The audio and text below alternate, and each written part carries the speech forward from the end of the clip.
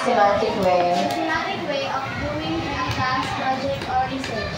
It includes the methods, procedures, and tools used to collect and analyze data.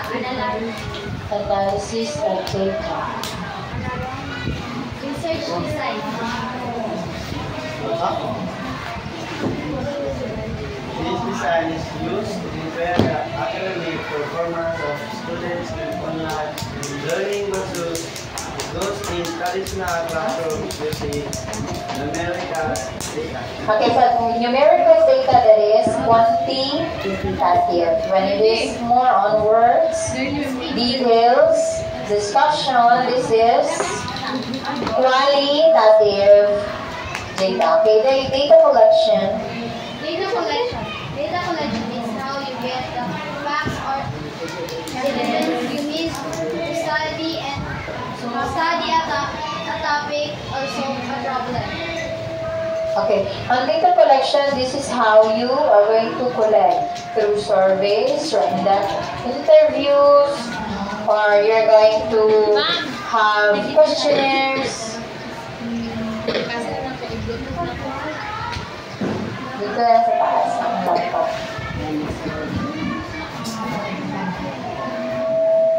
Okay, sampling. Sampling is choosing a small part of the issue of the study so we can learn something about the whole group.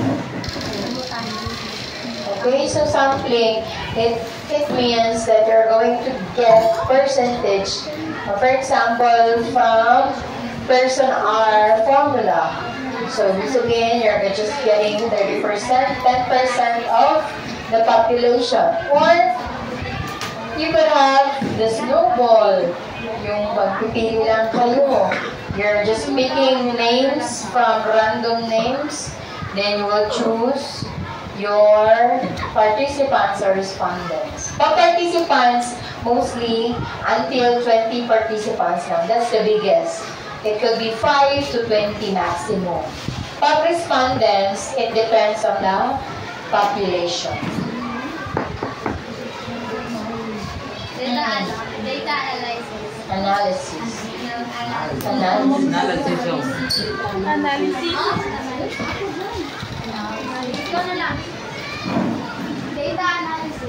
Data analysis is the process of organizing, examining, and interpreting data to Basta 5 points lang. information, patterns, or One points lang. Okay, so on data analysis, you're going to, from collecting, meron na kayong data, you have already done your data, then you are going to concentrate the data, and then after that, you're going to analyze what does it mean to have this percentage, to have this mean, median, mode, or frequency. Mas marami ba ang babae na addict sa Mobile Legends or lalaki? Ilang percentage na lalaki? 100%?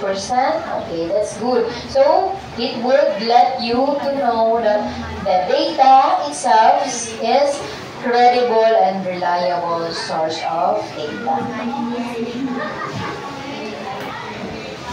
Ethical consideration.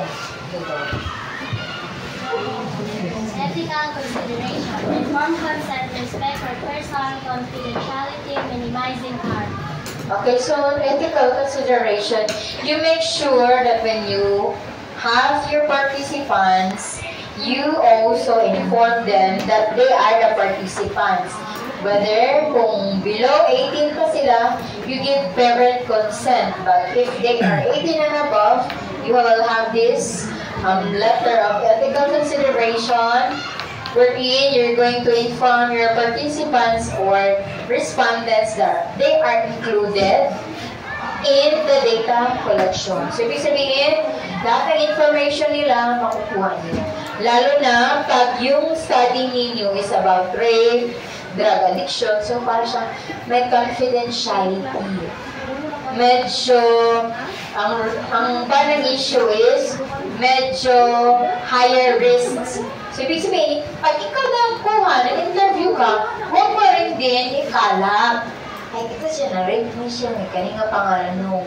You will always have respondent 1, respondent 2. Hindi niyo pwedeng ibigay yung totoong pangalan. Si Jericho Jamuda. The rapist 1, the rapist 2. Hindi siya pwedeng ano.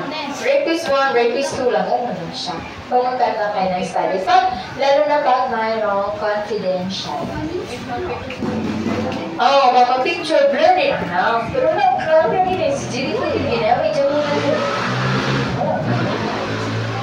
Very blur talaga siya. Ganyan ang yung take consideration, ha? Go. See, start na for having your quiz.